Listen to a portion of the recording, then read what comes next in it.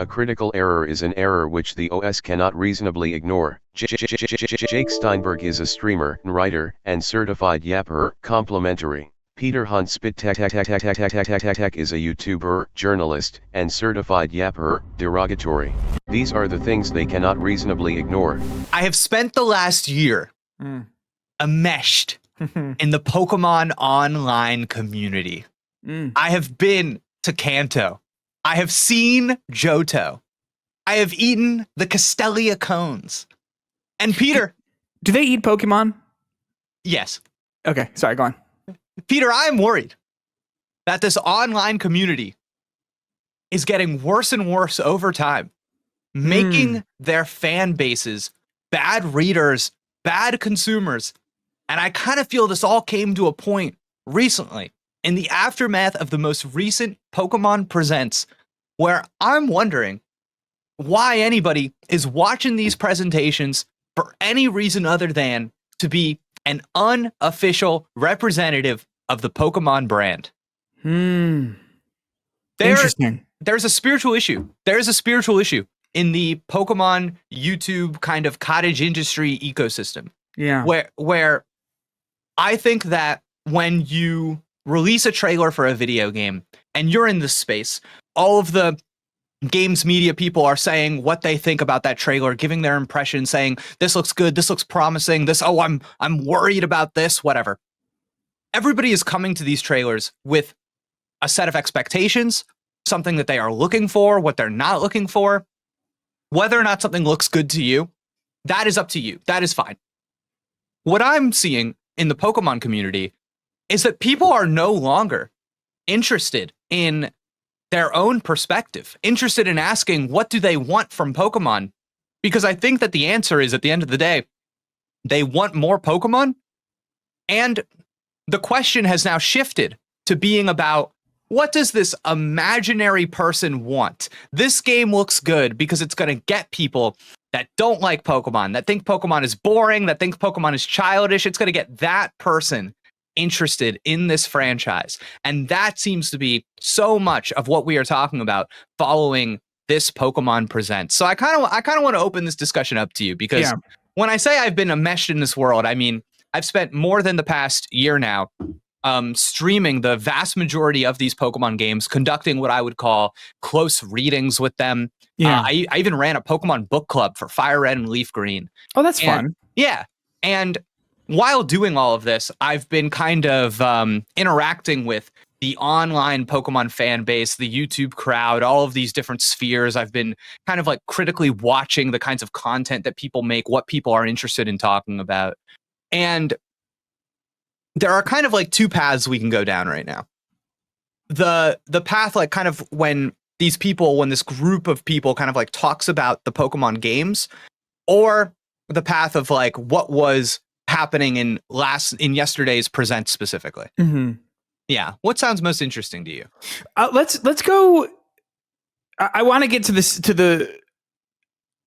I want to get to the first one. I'm curious about yesterday specifically, and what specifically yesterday stood out to you. Because so I would like to give some context here from my understanding of all of this.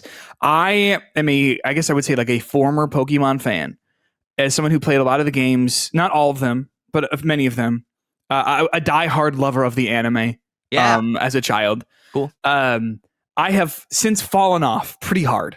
Legends Arceus and Scarlet and Violet, I thought were real stinkers. Yeah. Okay. So I kind of I used to go from watching the Pokemon Presents every single time, without fail, to now I'm I kind of avoid them because there's just not much in them for me. But understanding that we were going to potentially have this conversation today, I did not watch all of it, but I watched what I imagined might be the more important aspects of the Pokemon Presents. I don't know. Are we going to talk about the tile matching puzzle game? Is that a big part of it? Peter, what I'm interested in actually having said that is that I think a lot of this imagined perspective now we can assign to you. Because I'm the guy who kind of said I'm not interested in Pokemon anymore. So from the top, before we even get into this stuff, then I kind of want to ask you, if I pose the question, what would it take to get you interested and excited about a new Pokemon game? Do you have an answer? I do, and because here's what's funny. I was like pretty much like on board of like I don't even care to really learn more about Legends ZA, and then I watched that trailer and I was like, oh, it looks kind of fun. Like, so I'm not even like that married to my convictions. But I'll say this: like for me, the thing that like Legends ZA seems to be doing is that it's sort of like upping the interactivity with sort of like the world and like the Pokemon in it, which I kind of like. I think the setting is interesting too, of like, oh, it's in like a city as opposed to just like out in the wilderness, which I am hoping means that like a little bit more thought has been put into the design of the city and like what getting around is kind of like. I don't know, or not yet, because obviously it's just trailers and whatever. Like this is something that I'm going to be curious to hear like reviews on, and then also my local Pokemon expert, from with this sort of stuff, or like other friends and whatever who might pick this thing up. What lost me about Pokemon, I think, is the thing I think I need to make sure isn't in Legends ZA for me to be interested in it, which is like the absolutely sluggish pace of whatever story they're trying to tell. Because I'm not really like, even like when I was a kid, like playing the Pokemon games, I wasn't really like a story guy with those. Like to me, the story I'm interested in Pokemon is like being the best in the league, not the stuff that's going on with the narrative. Magma, you're interested in your story. Yes, exactly. I'm interested in like the Pokemon part of it, not the like ideology is built on two things as like the main bad guys like talking about. Like that stuff I don't give a fuck about. But the way those stories were told in like Legends Arceus and then the Scarlet and Violet, I just thought were just abysmal and like took up so much space that I was like, I just can't get on board with any of this. And then also, I just didn't appreciate like the way the world was designed. Sure. And the way that like those games wanted you to interact with the world by being like, do whatever you want. And like, there is a thing that you should be doing. And it's like, okay, well then don't tell me whatever I want. So like Legends ZA seems to be potentially better with the second one of those. It was concerning when the trailer opened with like, here are the characters. I was like, no, please no. And did you learn anything really interesting or exciting about this? Of course. And that is like the like warning lights are going off for me, where I'm like, uh-oh. If this is interested in telling a story about with characters and a guy sitting at a desk, I was like, no, Pokemon. It was very funny that what the trailer said was, first we're going to tell you about the story, and then it introduced characters like out of context and was like, aren't you interested? Teams MZ. I'm like, all right, what? Okay, and here's a young lady. She wants to be a dancer. It's like, okay, cool. I'm glad that Pokemon is really upping the narrative, upping the characters and the motivations here for Legends ZA. Well, and I think something that's really that we're already kind of hitting on here is that you are looking for these materials, the trailers, to make you interested, give you a reason to be interested in this game. It has to offer a bid for connection. And I think a lot of people see a new Pokemon character design, and the fact that this exists in the world of Pokemon is the thing that's exciting. I'm not like bought in because it's in Pokemon. I like bought the reason what the trailer did was it made me go, oh, that looks like the game might be kind of fun. Yes. But if the game part of it is tough to get to because you have to deal with people just slinking into frame and like talking and whatever and the slinking out of frame, then no thanks. But if it could just be like, no, the game's fun, then I'm good for it. Did the action battle system do something for you?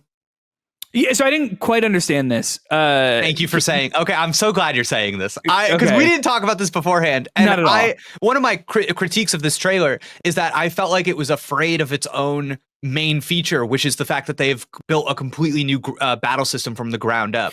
That's what it looked like it was, or like kind of what they were hinting at, but I didn't quite. So can you explain, like, do you know, so or is it Pokemon? Vague? In Pokemon Legends ZA, the battles are no longer turn-based. All of the moves are on, the moves are on individual cooldowns, so you can activate them consecutively. And when you run around the battlefield during a battle, your Pokemon follows you, so you can actually dodge an attack by running away from it. And your Pokemon will follow you and not hit the attack. So what you find is a lot of the moves have been adjusted to have an area of effect and activation time. They all kind of exist in a 3D space. And really fun thing, if a Pokemon, in a traditional Pokemon game, you select the move Protect. And now whatever move your opponent chose on that same turn, you're protected by. But for the first time ever in this Pokemon game, you can see my Pokemon, the enemy selected flamethrower, and then you, as if you're reacting with a parry, press the protect button, and protect comes up and actually will block that attack for you. Okay.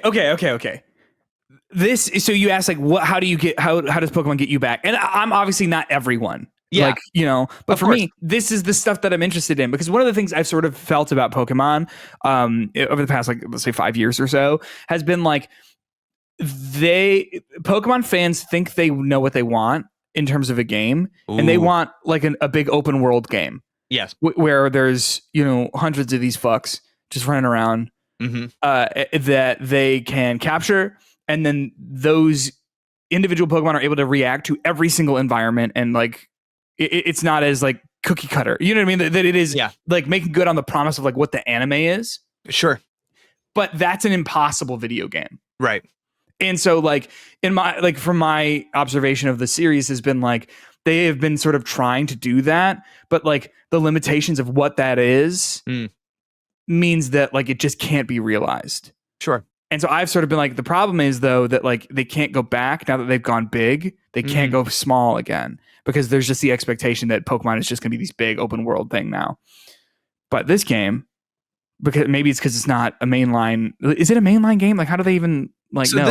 This is a big source of tension in the Pokemon fan community. The definition of what a mainline game is and isn't, because it's not like a new generation, right? That is correct. And any normal person would be like, oh, I know what you mean. It's not the big main Pokemon game. Pokemon 2, right? Yes, like it's but technically, under the way that Pokemon fans use this term, it is a mainline game.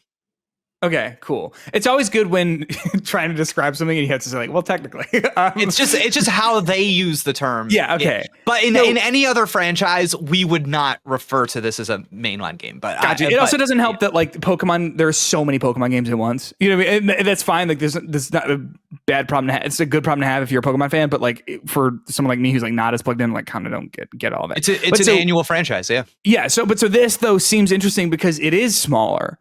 It's just set in the city, right? Or is it? It's set in the city, and to people like you and me that play video games, that the fact that the scope is more focused implies that there's going to be more attention to the things that I think need attention. So that is where I'm like, this is how you get me back in. Yeah, by making an intentional video game, and not just intentional. Ooh, and not just like a throw everything at the wall to kind of thing. And that combat really lights me up, if I'm being honest. That 100%, because I like don't get me wrong, I like turn-based stuff. Me too, but I found that the turn-based Pokemon stuff has not worked for me really, for whatever reason. I don't know what happened. I don't know what changed. Maybe it's just I'm older. Is that how I'm just like glad that you brought up the anime, because to me that's what so much of it is. And it's this idea that like it's not the power of my Pokemon that lets me win. I could do something in like a skillful way. And I could win the battle that way, that I think I'm like really interested in. And I think for a franchise that I think is so largely iterative in like baby steps, to have a game now, every move is recontextualized for this new battle system. There's a move that you can use in Pokemon that it throws rocks on the battlefield. So anytime you switch Pokemon in and out of the battle, they like stealth rock. Yeah. All right, see, yeah, I know some. I'll say this: my favorite thing of Pokemon of the past like 5 years has been watching, do you know like Flygon HG? I don't. He's like a Nuzlocke. Oh, like, okay, cool. He does like really crazy ones, but he's also like makes like interesting, entertaining videos. Yeah, like that has been my engagement with Pokemon. Has been just like watching some YouTube videos about it. Go on. Yeah. Right, okay, so Stealth Rock. In a traditional game, Stealth Rock, you switch your Pokemon in, you change Pokemon, they come in and they take a little bit of chip damage. Okay. Stealth Rock in Legends ZA sets up a literal trap of floating rocks that you can see on the field. Oh, and that's now, fun. If you were to use a special, like a long range attack, and it runs into those rocks, it like will maybe destroy a couple of them, but it's like a barrier. Or if you accidentally run into those rocks, you take damage. Or if you use a physical attack that would send your Pokemon towards the other one, you take damage. So it's this recontextualizing, this act of translating a Pokemon move from the old games into what does it mean now that we're doing this in a 3D space, not turn-based? What does that move look like? That's really interesting and exciting to me. Yeah. Yeah. That is cool, and that is, I think, the thing that is interesting to me about this game is that it seems like it is not like other Pokemon games in that it is trying something new with the sort of like previously established formula. And 100%. that is the thing that has me going like, well, hold on. So, and I think to kind of veer back to the topic at hand, you will find that most of the online chatter about this game is wholly uninterested in playing it. I feel like I'm one of the few people online that is actually talking about like the gameplay of the game, and the fact that people don't even know the new battle system exists and all of what that implies for the largest media brand in the world is, to me, very odd. Yeah, please. Okay, so as an outsider then. Yes. And I think you were leading to this, but I'm going to push you with the question. So what are we talking about? Like, what are they talking about instead? Like, what is there to talk about? Is that not this thing to talk about? I think that people talk about Pokemon as if it is not a video game or a piece of fiction, and it is an ongoing history. And when something is added in the game, the implications of what that thing existing in the world, what that means for other things in the world, are more interesting and worth talking about than the actual game. And I do think that there is kind of this YouTuber sense of we like talking about the thing that doesn't exist more than the thing that does. So when we have something to actually, I always say that research is not analysis. And no, correct. I think a lot of people confuse when they talk about Pokemon games, research with analysis. They say, I know what this game is about because I know the backstory by the creators. Yeah. And I think that this game is not out yet, and there is no amount of research that you can do for it. So there is this skill of analysis that is not available. People can't flex that muscle. So instead, what you see is those characters that were in that trailer that you and I said we were completely uninterested in. The bulk of the discussion I'm seeing online. No, what? No. Is this character related to this character from Pokemon X and Y? No. That's what I'm seeing. And I think like there is a degree to which I don't have an issue with this as it exists on its own. And I think like participating in a fandom in like a social sense and talking about these things is like really fun. And I understand the kind of like joy people get out of speculation. But I think what my issue is that I think in the kind of larger space of games media, games criticism, the YouTubers, all of this stuff, it is so heavily skewed in this direction. And I don't really see very many people, if anyone at all, interrogating the game in other ways. So what you're doing is your viewer, your Pokemon viewer, is becoming less well-rounded as a result. And the things that are prioritized by the Pokemon fan when you see a new trailer is not, oh my God, I'm excited to find a game that's really fun to play or an experience I'm really going to enjoy. It's, what does this mean for the lore? So a trailer, ends up getting judged for what it adds to the lore and not for what the game is. This is interesting. This is like something I've seen a lot. I think this has really started to pop up in recent years. This idea of just like, well, what does this mean for the wiki? Yes. I can only understand this game or movie or whatever in terms of how it will connect to the other wiki articles that I have. I've seen this a lot. Not that these are similar franchises at all. But like this has been my experience with a lot of like the FromSoft games where like people don't really want to talk about like what they mean or whatever. They just want to talk about like, well, like, how does it fit into the Wikipedia entry? Not Wikipedia, but you know what I mean? I do.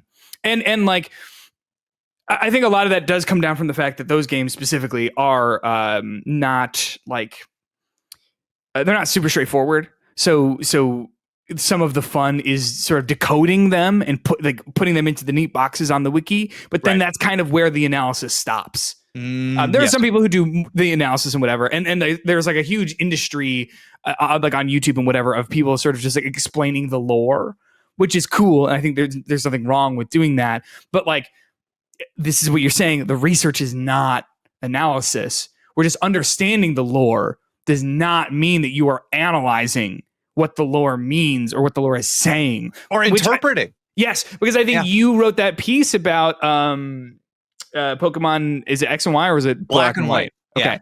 Is this game that like people talk about like, oh, it's about this, it's about this. It's not about that. It just says that. Correct. It just says like, what was it, like balance and truth and ideals. That was the two things. Okay, yeah. Or like people say it's about this, and it's like, no, a character just says that. Yeah, and you take their word for it because you're not interpreting the text. You are collecting the text. You are witnessing the text. Yeah.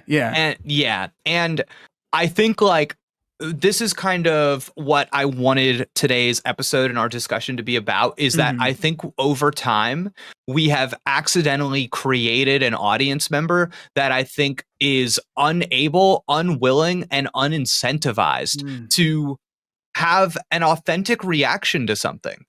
And and I think specifically what is important to me in this conversation in the context of Pokemon is that I think Pokemon as a franchise is so about your individual choices and your experience and your like what it means to you. And I think to discard all of that in favor of I can tell you what Pokemon Ruby and Sapphire are about. You see, there was this thing going on in Japan at the time, and there was an environmental so-and-so, and they were responding to this. And I'm like, oh, okay, you are researching the game, and then you are putting the pencil down. And like, you're so close. You're so close. You've done the really hard work of that, and then now it's about like, well, what does it mean? Especially since I think like there is a version of all of us who played these Pokemon games and fell in love with them before we did any research. And yeah, of course. Yeah. And that perspective is seen as childish or unimportant or lacking art.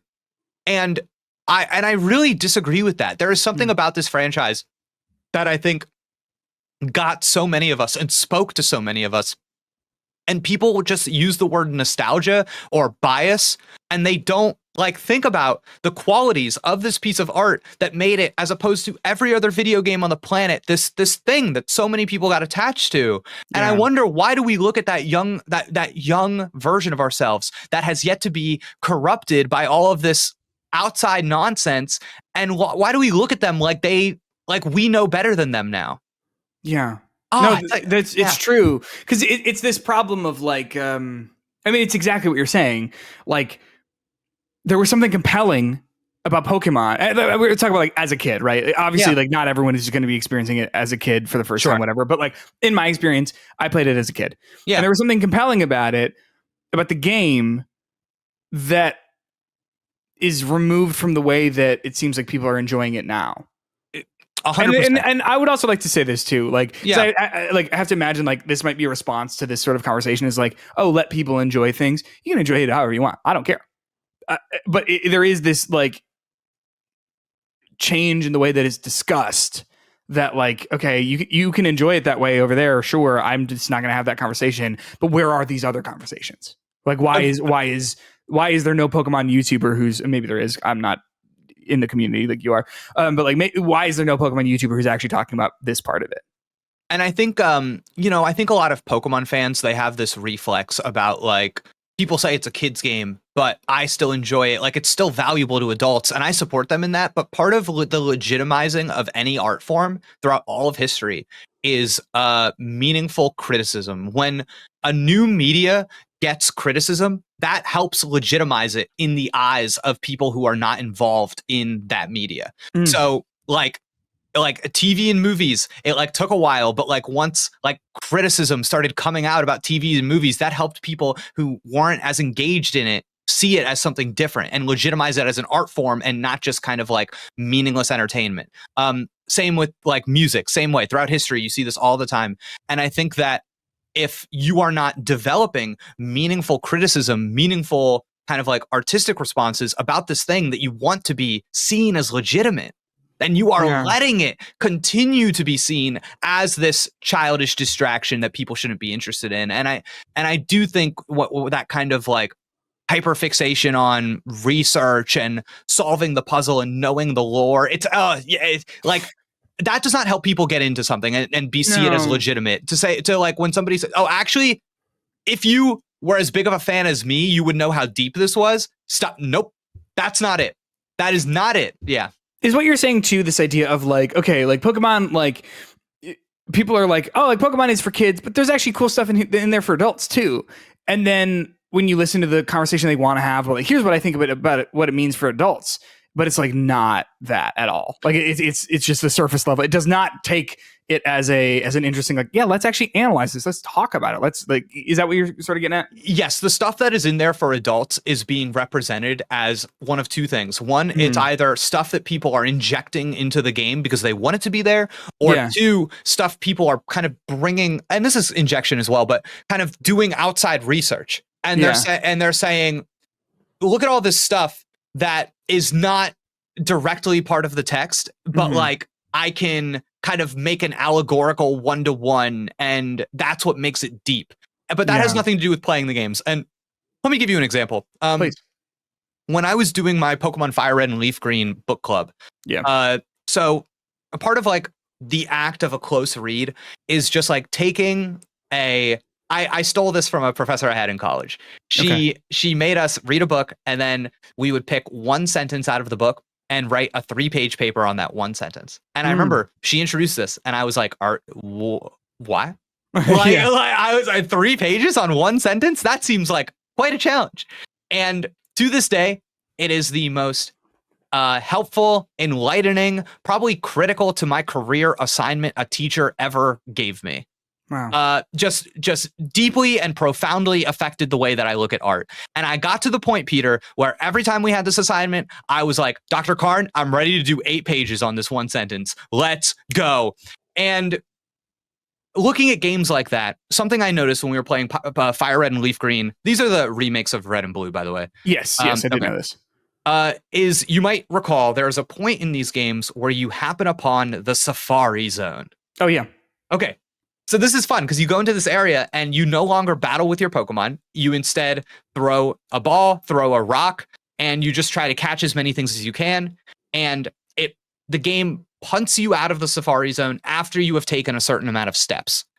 And it is the only thing in the game that has a bespoke challenge like this, that works like this, that is focused on your ability to move throughout the world. And I love this, Peter, because if you get good at traversing the land, if you know how to take your steps most efficiently, if you can navigate this maze without doubling back, without making a mistake, without using steps in inefficient ways, if you get to the end of this maze, you find an item that when you get out of the Safari Zone and give that item to the person it belongs to, they reward you with the HM for Surf.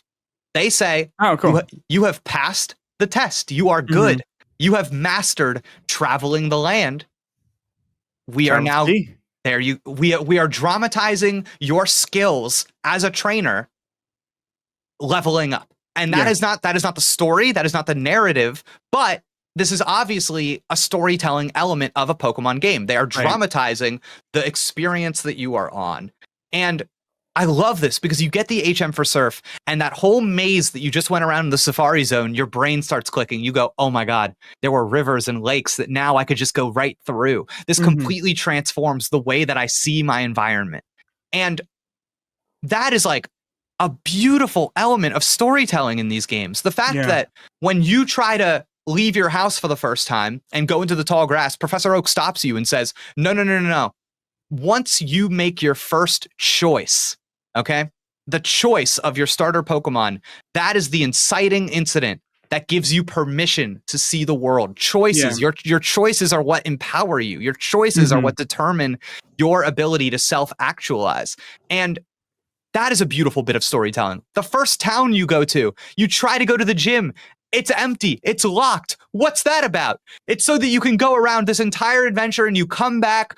The world has not changed. You have changed. The door opens and the final gym is right there, right next to your hometown. Everything is the same. You are different. That is beautiful. I love the storytelling in these games. That's like That's the stuff for adults. That's the stuff for adults. Because that is That's something that you don't appreciate as a kid either.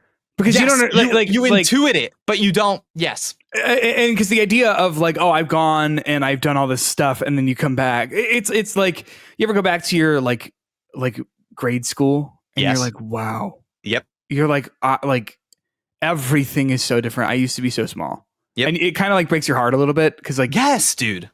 You know, I'm still who I was when I was here, but I am different. It reminds me of, you ever play Undertale? Yes.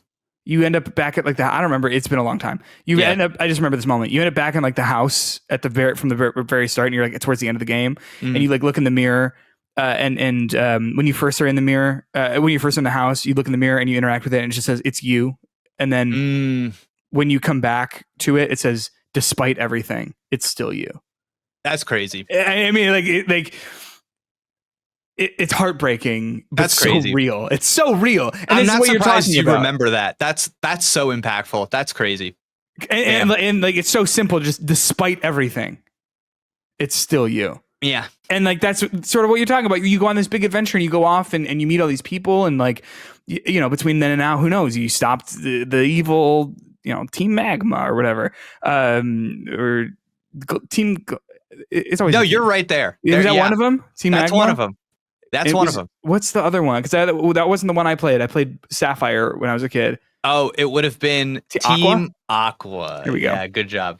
Yeah, you thwarted a plan. You met a Pokemon god. You learned how to ride a bike and do bunny hops and stuff like that. And then you come back and you're like, oh, but like I'm returning to this place. Yes. And I'm different now. Dude, and that's what's going on, man, is that like somebody will tell you like, what are those games about? And they'll be like, well, they're about Team Rocket and blah, blah. And I'm like, guys, come on. Like this is what happens when I think research supplants analysis and you decide what the game's about. Oh, let me just click into the Wikipedia page and then you read the story synopsis and you go, I know what it's about. But no, you didn't the video game is a storytelling medium. And if you didn't play the game, I don't think you're going to know what it's about. And so anyways, to kind of like tie this all back to the most recent Pokemon Presents. Yes, please. There is a game that is being shown now. It was revealed earlier this year, and it got its first actual trailer this week called Pokémon Champions. Okay. Looking this up right now. For anybody watching this podcast that may be more or less familiar with Pokémon Champions, the idea here is that this is a game coming to Nintendo Switch and mobile that is more or less a battle simulator. This is not is not a Pokemon RPG. This is a game that you connect to your Pokemon Home subscription, which houses all of your Pokemon from all the other mainline games, and you can transfer them in to Pokemon Champions and do ranked, casual, or private battles with your friends or random people online, presumably. This, I believe at the end of this trailer, the title card shows up and the tagline is like bringing Pokemon or Pokemon battles to everyone. Okay. And everybody, Peter, however this sounds, I need you to multiply it by 10. Okay. This to the Pokemon online crowd is like the most exciting game that has ever been announced. Okay, sure. That makes sense. To me, this is my read. I'm like, it makes sense. It's just like distilled. You don't have to deal with any of the story or whatever. It's just like, hey, let's just do the Pokemon battling stuff that we like. And people like the other stuff too, but like, okay, go on. Okay. So now people are stoked. Yeah, people are stoked. And I do want to remind you that one of the implications of this game is that to participate in it meaningfully, in theory, you still do have to play the other Pokemon games to get the Pokemon you battle with. So, because it's connected to Pokemon Home. Okay, sure. All right. I think this is cool.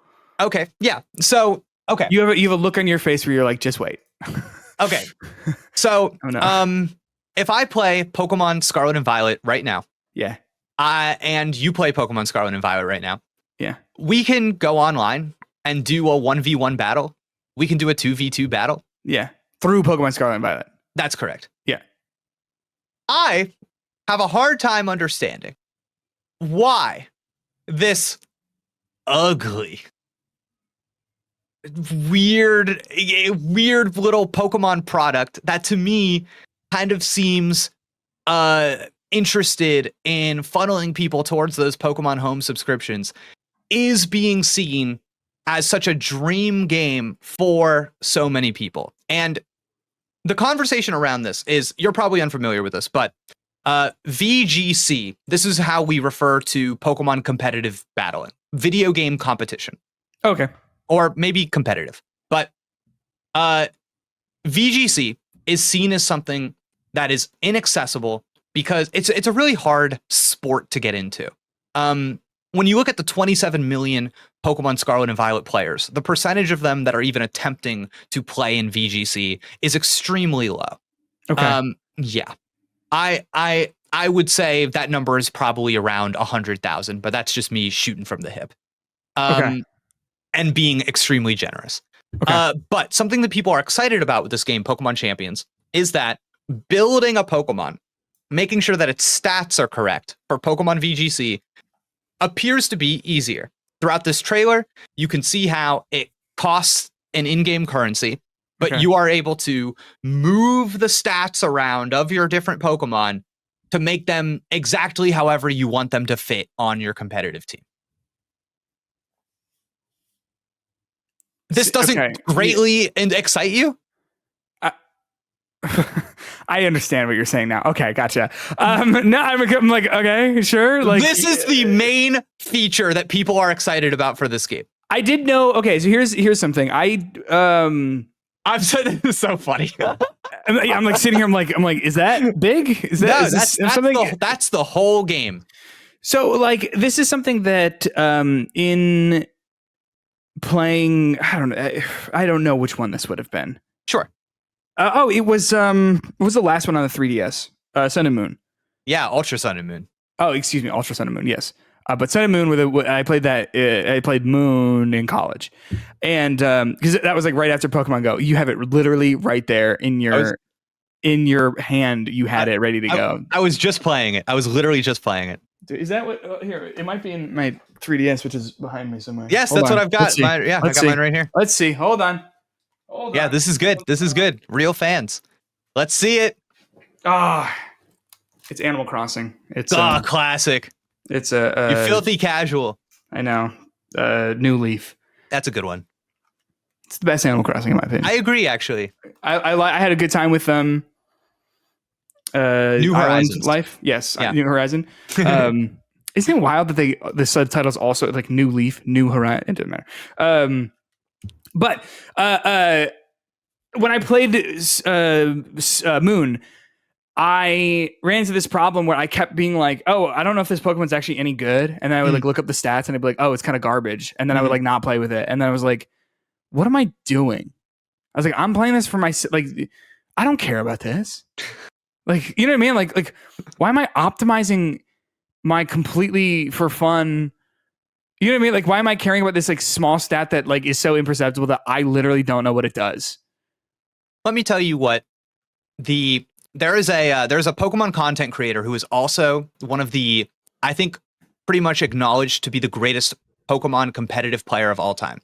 If you have not seen his channel, I highly recommend it. I think his content is incredible. Who is this? This is Wolf Glick.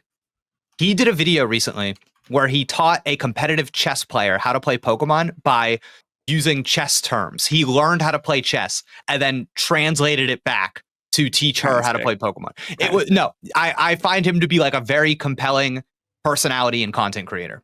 But good thumbnails too, if I may. Sorry. Great love his whole operation over there. Big fan. And it's kind of funny, Peter, just as a side note, he kind of plays like the heel as like his competitive personality. He like wants you to hate him a little bit. Yeah, it's actually so I actually love it. I think it's so funny. But he jumped on Twitter yesterday after the Pokemon Presents, and he posted, Pokemon Champions is going to change everything. Wow. Everything. A game that we are taking things that already exist, that we can already do, and we are housing them in a different app This is going to change everything. So here's what he said. He lists a few small changes that I don't need to go over because they wouldn't be relevant to you or I. No, dude, EV system appears to be rebalanced to make the EV system is rebalanced. Simpler. Now Yes, you get exactly. 66 stat points instead of 508 EVs. These are things I know. Right. All of these things could, of course, be rolled out in a patch in any normal video game, but we are saying that this is a platform that is necessary, regardless. He continues on in his third tweet in the thread.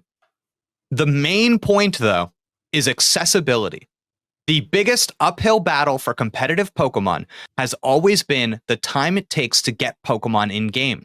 Being able to instantaneously train a Pokemon competitively and to do it on your phone means anyone who wants can start playing. And I fundamentally disagree with his analysis when it comes to this situation. Okay. Because the notion that a barrier to accessibility is the biggest uphill battle for competitive Pokemon. I think the biggest uphill battle for competitive Pokemon is if you were to pull up the World Championship Pokemon battle right now, the one that the Pokemon Company hosts on YouTube. They stream these all the time. Yeah. And you were to watch it, it would be a 2v2 battle because that's how competitive Pokemon is played. Yes. And a lot of stuff would be happening. And you and I, Peter, we are seasoned video game players. We are really good at parsing a screen and understanding what's going on. Yeah. I am telling you, if you tried to watch a competitive Pokemon battle right now, you would go, I don't really know what's happening. Okay. Because it is, there's so much that isn't properly dramatized. I would say it's like a bad spectator sport. Yeah. Okay. Yeah. So, and part of that's UI, part of that's other things, but the VGC, like competitive Pokemon, is just so different from how you play Pokemon in the RPGs. So because they are completely different animals, there is no real on-ramp to understanding how to play VGC. Nobody ever puts you in a corner and says, hey, so here's the deal. You kind of want one Pokemon that's going to be your special attacker, and then you want another Pokemon that's going to be able to use moves that make the enemies target it so that it can get its special attacks across, and it can do, and if all of these other effects and blah, blah, blah, blah, blah. Like, there is no tutorial system. There is nothing in the games that really builds up your understanding of this. So Wolfglick's claim is that the biggest barrier to participating in VGC is the team building. Yeah. In Pokemon Scarlet and Violet right now, you can type in a code. It's called a rental code. And with that code, for free right now, have a full competitive team and use that team online.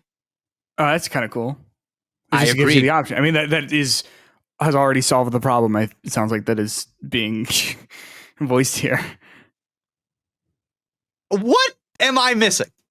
I just think that we are using accessibility. And my other thing is, in kind of like the podcast world, people keep saying this thing that like Pokemon being on phones makes it more accessible. And I just disagree with this as well. I 27 million players on Nintendo Switch, 99% of them are not participating in competitive Pokemon. Accessibility, we are not talking about anything that matters. Like, this is... Yeah, because it's also kind of like, okay, if you want to be into the, like, in order to be interested in doing Pokemon competitive in the first place, you probably have to already be playing and interested in Pokemon, right? And so like I mean, you know, having it on another platform is great, and like, hey, that's good and all that, but like I do wonder, like, and maybe this is wrong, and maybe like we could be proven wrong with like the stats if they ever released them or whatever, but like I wonder what percentage of people would actually be playing this on their phones and not also be someone who plays Pokemon games on a console. Because like, it's great for this guy Wolfie, or if you're interested in this, like, now you don't have to bring your Switch to play this when you are, you know, on a commute or doing whatever. You can just do it on your phone, but like, you're already doing it elsewhere. Yeah, and I actually like what you pointed out right there, because I kind of am as an individual interested in Pokemon Champions, but I would never say that my interest in Pokemon Champions is because the game is more accessible to people who are not me. Yeah. You know, it's funny. It's like, you know, in baseball, kind of recently, they introduced a pitch timer. Are you familiar with this? Yes. Mm-hmm. And the idea is like, between pitches, you only have a certain amount of time before you must throw the ball again. and Speeds things up. it's going to make the game faster, right? And if you asked me, you said, "Hey Jake, you're a baseball fan. What do you think of the pitch timer?" I said, "Well, it's going to make the game faster, which is going to help get people who think baseball is boring or whatever more interested in the game." I don't feel that I really answered your question. Do you see what I mean? Yeah. Yeah, like why I like something has nothing to do like what is this weird like parasocial investment I have in other people getting invested in my sport so that I can seem a certain because the pitch timer doesn't do anything, or I mean, like it does things with the game. It also does things potentially outside the game. Yes. So asking about like its impact, of course that impact is going to be multifaceted, but are they asking you about getting people interested in baseball? Right. It's probably like, not. Jake, do you like the pitch timer or do you like what the pitch timer is doing for the game? Yeah. Those are like two different questions. Yeah. And I think like what's kind of like happening with these Wolf Glick tweets is that he is saying, as somebody who plays the game, this game is really good for what it's doing to the game that has really not a lot to do with what I'm at. You know what I mean? It's like my as a professional, I think I am positioned to tell casuals what is going to get them into the game. And I just don't think that that's true. No, because I don't even know who this guy is. Sure. I'm and that's okay. Peter, as somebody who does not competitively battle Pokemon, I think like going up to you and saying, Peter, they've made it so that adjusting the stats is a little bit easier than it was before. Right, it's just not why I'm not in that scene. Like that's insane. Yeah, like that's like what are you saying? Yeah, and especially as like a video game trailer, what we got to judge yesterday, the game looks worse than Pokemon games I can play right now. Interesting. Like the actual gameplay is nothing I can't already. So like here's my pitch. My pitch is if you want nothing makes a game more accessible to people and makes people that bid for connection I mentioned earlier. Yeah. Nothing works better for that than making a game that makes people go, wow, that looks really fun. I want to play that. Right. No, like that's why I was interested even a little bit in ZA, right? Because I was like, oh, the game looks kind of fun. Not because I was like, oh man, like it's exactly what you're saying. In the CGI teaser trailer for this that came out about a year ago now, or 6 months ago, what they showed that you can do in this game is that you can terrestrialize a Pokemon and Mega Evolve a Pokemon and have them fight each other. So a gimmick from X and Y and a gimmick from Scarlet and Violet, they're in the same game. That's kind of cool. And yes, and that's fun. And is that necessarily going to get somebody who doesn't already like Pokemon into the game? Probably not. But that doesn't matter. But I do think there is a degree to which you open up on something that you can't do in other Pokemon games. You show it and you go, hey, do you want to do this? We've made it easier than ever to do this. This game does not show the marquee feature that they included in the teaser trailer 6 months ago. Yeah, that's unfortunate. That's really unfortunate, actually. And the reason I kind of wanted to make this the main topic of the episode today is that even if the Pokemon Company, even if the most important thing to you is this stat thing that I'm hand waving. Yeah. If that is the most important thing to you, they made the stat changing in this game governed by a currency called victory points. So you are so it's, you have to like it's not, you can't just do it. Like you have to like either put time into the game or maybe it's like microtransactions or whatever, but like I don't think, I think it's confirmed that there are no it's not actual money for this. Okay, that's good. Which is great. But I think like in my ideal version of this game, let's say I transfer in my Psyduck, let's say I pay a certain amount of victory points and now I can freely change Psyduck's stats. I paid his cost. Yeah. And now I can do a battle and go, oh, you know what? I think he actually needs more speed. I'm going to take a little bit of the special attack away and I'm going to give him more speed. And now I'm going to me, that's like the value of this game. And the fact that there is something, this game is in conversation with a popular fan-made product called Pokemon Showdown, where is this an online one? This is. It's browser-based. I played this with my sibling. They wanted to try it out. And go on. So this tool is so convenient and good that it is largely believed the Pokemon Company has not shut this tool down because of how convenient and good it is. I see. And the freedom that you are allowed in Pokemon Showdown is greater than the freedom that you are allowed in this official product. So that's always such a problem. Yeah, go right. on. And so I do think that when I was seeing a lot of the responses to this trailer over the past couple of days, something that has been not sitting well in me is like, okay, so changing the stats is slightly more convenient than it is in the mainline games right now. But are our standards so small that anything this company offers us is met with open, like is there nothing that we can demand from them? Like, I just, something about this just like does not sit right in me. Yeah, no, I know what you mean. And it's tough because it's like, I feel like this kind of goes back to a lot of sort of the discourse surrounding Pokemon that I've sort of witnessed, again, from the sidelines more of, but like this idea of like, can we not expect more? Can we not ask more? Or do we have to always be like thankful and saying like, oh wow, this is the best thing ever, when it's like, yeah, but like this fan project is doing this better because it understands what people want, and it's not tied to a capitalist kind of ideology where it's like, well, they have to make money. Like, why are you, the Pokemon YouTuber, being like, but they have to make money somehow? I'm like, I promise there's a way that they can make money there.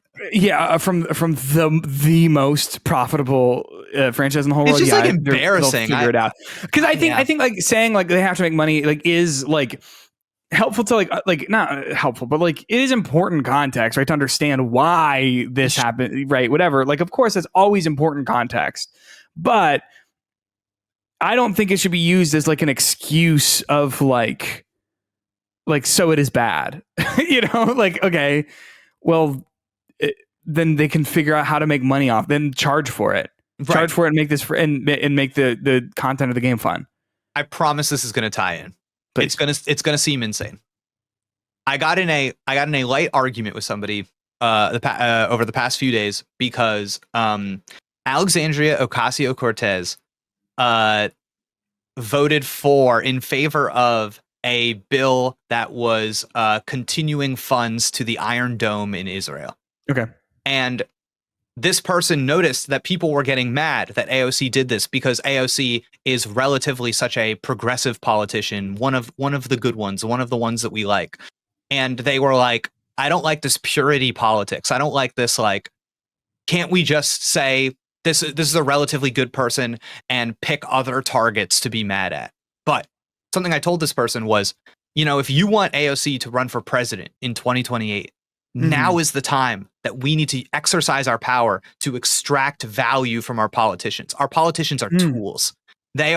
We have a relationship with them and how we express power with, and I think that there is a degree to which like these games are not out. I've mentioned multiple times, I think, that as an individual, I am interested in Pokemon Champions, but is now not the time, going off of the materials we have, the trailer we are given, to say, hey, maybe we can act as a counterbalance to corporate greed. That is typically what press does. That, like, is there any part of us that can say before this game comes out, I am criticizing what this is and how this looks, but not lose my citizenship as a Pokemon fan? And that's what I think people are worried about. I think that there are a lot of people who tie their online identities to specific fan bases, whether that be Nintendo, Pokemon, Star Wars, Marvel. And if you don't just express like unrelenting like positivity towards it, it is actually bad, and you are bad, and you are not a good fan, and like you're not a part of the community. It's like, whoa, hold on a second, like I don't need to just there's gonna be multiple facets to all this. And I think that the second part of it too is that there is a degree to which I'm seeing like, hey, I think Pokemon Champions is not a big deal. Well, actually, Jake, you don't get it. Yes. And it's like, because you're not like me, who I understand how all these tiny changes to the competitive are a big deal. And I'm like, but 5 seconds ago, you were telling me that the big thing in this game is how accessible it was going to make it to people like me. Yeah. And I hope it's coming across. I'm clearly very like frustrated about this because I think that there is something covertly dishonest happening, but not dishonest in like I am lying to get people to think a certain way, but like maybe just not being introspective about what we're saying online. Yeah. Yeah. No, I totally agree. And I think that like, I imagine that this is not just a Pokemon problem, right? I know it's not just a Pokemon problem. Definitely not just a Pokemon problem. Yeah, it's just what I've seen since my fandom pilgrimage. problem. Yeah. A problem with fan culture in general. And I think Pokemon is just a really easy one to identify. Yeah, 100%. Well, thank you for humoring that. Peter, do you feel like you learned something? Well, I'll say you this. I didn't learn about whatever IVs or EVs or whatever he was talking about was that 508 of them or something. I didn't learn that, but I did learn about Pokemon culture. And I think that's valuable. Do you have a favorite Pokemon before we move on? Yeah, certainly. Is there like a guy you like, a little guy? Yeah, isn't it Glibzor? Gliscor. No, I just made that up. No, I like. You just reached out into the ether for Glibscore. Yeah, it turns out it was something like that. I'm like a Mudkip fan. I like he's cute. I understand. And here, can I talk about my big problem with Pokemon? Oh my god, it's that I love cute things. Yes, and I don't like that when they get not older. Like when they evolve, they are like actually they have to look badass now. No, I agree. No, put Mudkip face on Swampert. Yes, and I like that. I pretty much any of the cute Pokemon I like. And which means that it's always like the first form. Like I'm just thinking about like Hoenn. Like I like Torchic. I think he's a cute little guy. Yeah. Cool. I like Cyndaquil. Yeah, it's just anything that like looks adorable and like that I could like hold. Do you have a favorite Pokemon? Oh, Psyduck, sure. That's a good pick. It's a good pick. That's my guy.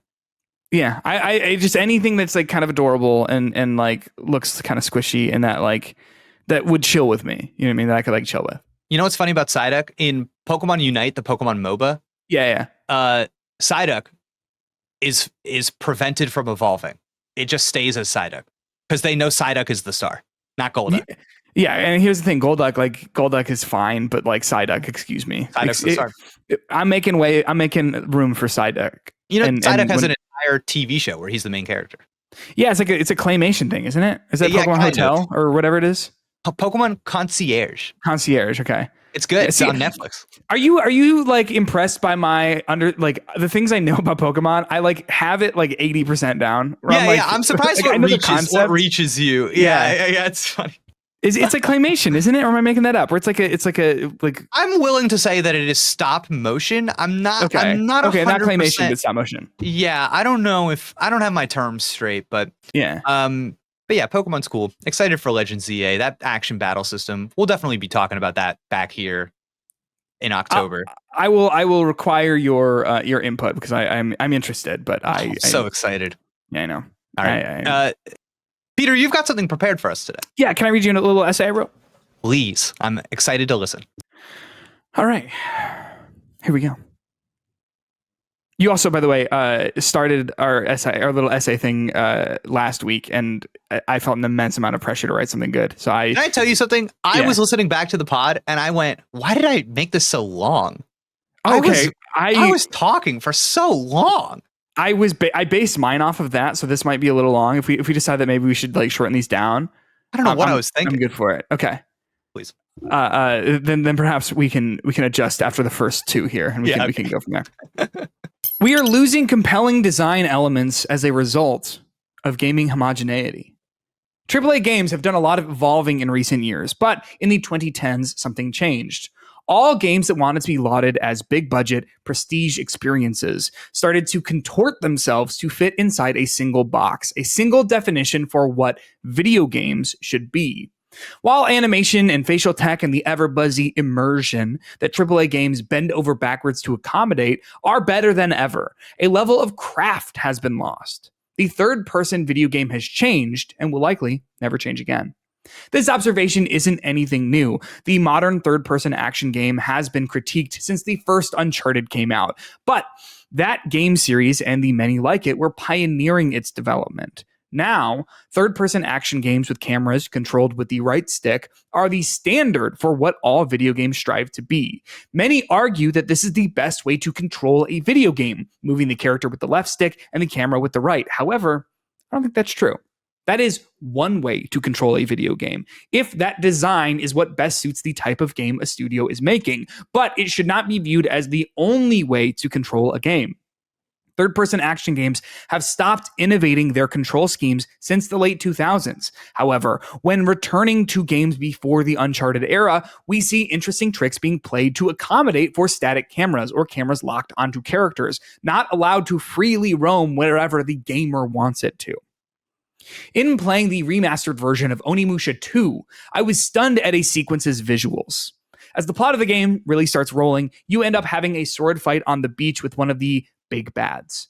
The game doesn't use a free-floating camera, however. It takes after the Resident Evil formula that Capcom was familiar with using and sets the fight on a beach covered by 3 static camera angles. The scene is simple. You just fight on the beach before a cutscene interrupts you. However, I was blown away by how well a game from 2002 held up visually in this particular moment. You see, instead of placing the characters on a pre-rendered background like the rest of the game, Jubei and his antagonist are moving around on full motion video, a real video recording of the waves crashing on a beach. It looks incredible, and it really sells the location and the movement of the water, something that is traditionally very difficult to do, especially in the early 2000s. If Onimusha were to be remade now, however, I imagine it would drop this element entirely and set the scene on the beach rendered in RE Engine with a digital tide washing between Jubei's toes as the player moves the camera around of their own free will, thinking they know better than Capcom what angle to view this scene from. Homogeneity has taken a trick out of the tool belt of developers, forcing them to create moments that are indistinguishable from the rest of the landscape surrounding them. As I've played other third-person action games in recent months, like Assassin's Creed Shadows, Elden Ring Night Rain, and Wu-Chang Fallen Feathers, I've thought about how many of the environments I'm running through are visually impressive, yes, but unremarkable in their style. I think often about how Onimusha 2's fight on the beach and how it would never be made now. How much less interesting that moment would be. How the scene would come up short if made today, despite the improved game engines and gaming hardware we have access to. All for what? Because the gamer has grown used to controlling the camera with the right stick. And when they can't, they complain on Twitter. They share videos showing how archaic the likes of Resident Evil and Devil May Cry and Silent Hill are when compared to their contemporary entries or remakes. However, something has been lost. Silent Hill 2's eerie sense of voyeurism and disconnect from its main character simply are not there when I can abuse the environment to look around the corners in the remake. The frenetic sense of desperation and panic from only being able to see in front of you in Resident Evil 4 disappears to allow for the game to feel like a 2020's action shooter with its remake. Style and substance and intentional design have been chalked up to engine and hardware limitations. And while that may be the origin for some design choices, the limitations designers were working with in the past the limitations designers were working with in past eras created new, compelling ideas. But tragically, we cannot ever go back to the clunky cameras as a design choice. No one will ever buy a game, and it will be modded out for your comfort. Oh, crazy. Good read, dude. Oh Thank you. my God. Great Thank read. you. Wow. I don't think this is like some like new like stance, but it did stick out to me in this moment in Onimusha where I was like, wow. Yeah. That looks incredible. That point, I think that was really salient, was when you described if the game were to be remade, how I was thinking about that. I think they just would not do that. Definitely. Yeah, no shot. And it's so, man, what a salient point too, because the way you described it, that full motion video of the waves, it definitely is like that popping up during a moment in the game that I think is probably a really like cathartic or like an emotional peak. Yeah. That's like the way that speaks to, man, I don't know, like using like cross media techniques. Yeah. Just like what that invites in your viewer is just like a really cool idea. And you're right, there's like, I think what the way that I've been turning this around in my head recently is the idea of a game feeling good, which I think is a lot of kind of what you're writing. When people say a game feels good, it's like it's what they expect. It's when I use the controller, it does what I think it should do. it's so hard to like literalize this idea of in your head of what if the game didn't control like that. Yeah. Ugh, And because it's so standard now. Like it so must standard. be it must be this. And if it's not this, people are going to be really mad about it. And like I don't even think I think that's true to an extent, but I also think that by not doing that, we're like insulting. It's like insulting the intelligence of people. I think a lot about how so many video games involve shooting a gun. Yeah. And shooting All a of them. gun IRL is an incredibly uncomfortable experience. Yeah. But in a video game, there is nothing easier than pulling a trigger. Yes. Ugh, And there's like no something about friction that. there. There's no like reality to like what this means. Yeah, I don't know. Like I think that like I replayed. Are you a Resident Evil person? Only a little. I dip in Okay. and out. Yeah. I really like those games, and I Mhm. like all of them in different ways to Okay. a certain extent. And I played for the first time the remake of Resident Evil 1. Okay. There's like a remaster of the remake because the remake was on the GameCube, but the remaster is available everywhere. And I mean, it's got the static camera angles and all that. Yeah. And I think it holds up really well. I think it plays really well. And I think it looks great. But I know I have to imagine that they are going to remake that game again eventually, so that it has the over-the-shoulder camera angle. But if they were to remake it, I'm like, I don't think you need it. Like, I don't think you need to, because I think it just holds up and it's playable and it's good. Something nice about the old Pokemon games actually is every screenshot from those old 2D Pokemon games has Yeah. like, I feel like there's like a sense of place because there's so much like in control of what you're seeing. Yes. And then like if you see a screenshot of Scarlet and Violet, there's obviously other issues, but that kind of like attention to the experience, there's something that's like lost. It's like that sense Yes. of play. Yeah, it's yeah. Intentionality, right? So like, Yeah. I think about this a lot. And I was going to write about this, but it was just getting out of the scope of it. This idea of like, you can look in the wrong place and miss stuff in video games. You know what I mean? Like some like horror games, like they'll be in first person, and if you're like looking at the wrong thing, like you'll miss the scare, you know? Right. And it's like, oh, like I kind of like fucked this up a little bit because Man. I have the control of where the camera gets to go. Or I just finished replaying The Last of Us 2, and that game does like click L3 to like look at the thing that we're all looking at. And like, I think that's a fine enough way to do that. But also, and they do this sometimes and they don't and other times. Like, I also think like maybe design the location so that what you're looking at is impossible to miss. But it's still possible to, anything is possible to miss if you give me control of the camera. And by giving me control of it, like you are losing the tool and the tool belt of the developers to frame something or to make something feel a certain way. Yeah, third person games already are a little. There's something about that is like what we're in control of is this like omniscient. I don't know. There's a because okay, like so. I promise we'll wrap up soon. There's a degree to which I, without looking at them, kind of have a sense of the things around me. Yeah, and I think that like a third person camera is kind of like a dramatization of that sense. It is. Yeah, because achieving that in a first person video game, I think, is hard. Agreed. Because you don't have access to your other senses typically. So like I like it in that regard, but sometimes I think about things like camera speed, how much we can pull out, how much we can pull in, and I almost am like, are we not like interrogating these as they're like settings in a menu instead of like intentional choices? Yes, 100%. And I think like I also don't want to get me wrong. Like I think a game like Uncharted or whatever, like it needs that camera because like that's what the game is designed to be. Whatever. So it's not that like that should disappear, but I think that like by making every single game need to be this one way, I think we're losing out on like moments that could be more impactful or like ways that the developer can like make us feel based on that. You know what I mean? Like people love to say like, oh, video games are just like movies. And I'm like, yeah, but like we've lost a lot. Like there's the idea of like cinematography in a movie and like how like cinematography and like angles and whatever can make you feel something. And we kind of don't have that anymore unless it's in a cutscene.